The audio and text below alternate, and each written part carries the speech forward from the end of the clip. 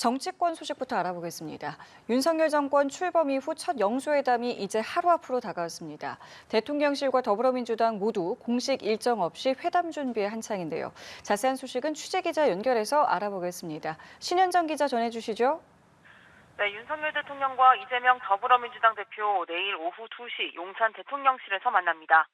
윤석열 정권 출범 이후 처음으로 열리는 영수회담은 1시간가량 차담 형식으로 진행됩니다. 대통령실에서는 정진석 비서실장과 홍철호 정무수석, 그리고 이도훈 홍보수석이 배석하고요. 더불어민주당에서는 천준호 비서실장과 진성준 정책위의장, 박성준 수석대변인이 배석합니다. 윤 대통령과 이 대표가 1대1로 따로 만날 가능성도 제기되고 있는데 양측 참모들이 부정적 의견을 전달한 것으로 전해집니다. 윤 대통령과 이 대표 양쪽 모두 오늘 공식 일정 없이 회담 준비에 한창인 것으로 전해졌는데요. 민생과 관련된 의제들이 제시될 전망입니다. 민주당은 최상병 특검법 통과와 민생회복지원금 25만 원 지급, 그리고 대통령의 거부권 행사에 따른 사과 등을 요구해왔습니다. 이에 국민의힘은 민주당이 제시한 의제들이 정쟁 우려가 큰 사안들이라며 정해진 의제에 구애받지 않고 자유롭게 논의해야 한다는 입장을 밝혔습니다. 내일 회담이 끝나면 대통령실과 민주당 모두 결과를 발표할 것으로 보이는데 어떤 대화가 이뤄질지 그리고 어떤 합의가 도출될지 주목됩니다. 네, 국민의힘 상황도 알아보겠습니다. 새 지도부가 이르면 다음 주에 결정이 되지 않겠습니까? 이 내용도 전해주시죠.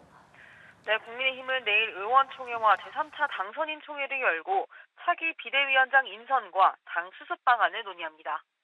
차기 비대위원장은 약 2달의 임기 동안 전당대회 준비를 위한 실무 역할을 맡게 되는데요. 앞서 윤재옥 당대표 권한대행은 자신이 비대위원장을 맡지 않는 대신 차기 비대위원장을 선임하기로 했습니다. 하지만 당내 중진들이 비대위원장직을 고사하고 있는 것으로 알려지면서 인선 작업이 장기화되고 있습니다. 비상대책위원장과 함께 차기 원내대표도 다음 주에 결정될 예정인데요. 오는 1일 후보자 등록을 시작으로 3일 원내대표 선거가 치러지는데 하마평이 무성한 상황입니다. 일각에선 친윤 이철규 의원과 사선 대열에 합류한 김도읍 의원 등의 출마 가능성이 제기되고 있습니다. 이런 가운데 당의 중진 안철수 의원은 오늘 SNS를 통해 총선 참패의 원인을 제공한 당정 핵심 관계자들이 이선으로 후퇴해야 한다고 주장했습니다.